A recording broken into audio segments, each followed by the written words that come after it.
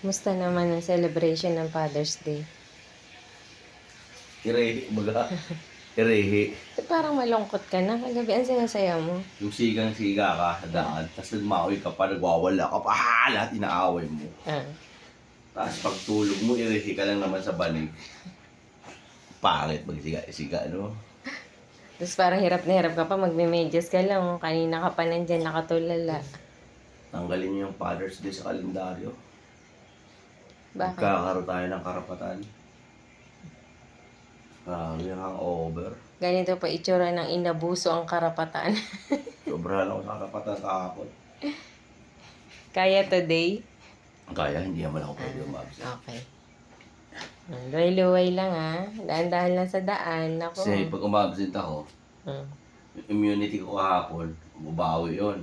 Wala na yun. Para ako may ano rito, may aninong nagsasalita. Mahirap. Ano mo mas mahirap? Ano? Magmedyas o masermonan? Medyas. Sabihin mo, pag nataba, ang hirap na magmedyas, no? Dati naaabot ko pa yan ng tama. Ngayon, utang ina. Aray ko! Siyempre, lumaki na tiyan mo, inaiipit ka. Hirap. Naka-sombrero na, naka-hoodie.